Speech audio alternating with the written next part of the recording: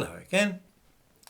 Thinking back to previous jubilees in this country which have been held to celebrate the monarch who happened to be on the throne, we know that there have been parades, pageants and tableaus as people commemorate some milestones, a silver jubilee, golden, or as in the present case, platinum. It's not hard to find photographs on Google which show such things.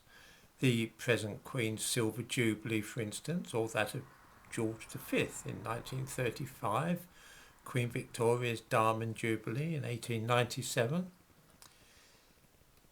The affair being organised for the Platinum Jubilee promises to be quite different from anything we have ever seen before in that line, however.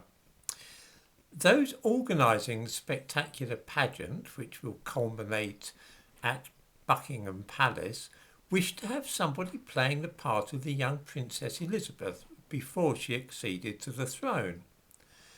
A Chinese woman from Singapore has been chosen for this role. She may be seen in the thumbnail to this video. This was not a case of colour-blind casting. In other words, this woman happened to be the best one that auditioned for the role regardless of colour or ethnicity. The organisers have spoken of the Bridgerton effect, and they made a conscious decision to give the part of what they described as a woman of colour.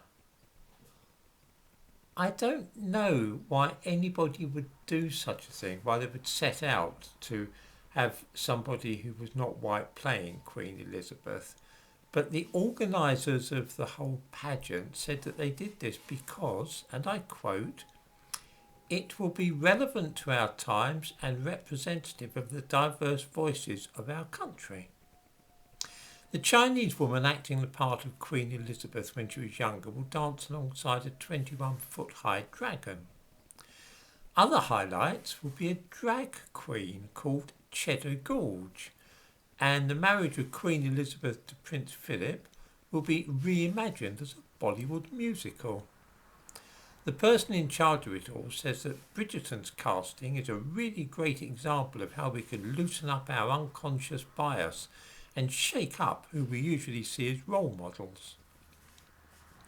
So it is that even something like celebrating the most famous English person in the entire country has to be done in such a way as to obscure her ethnicity and stop people from seeing her as white.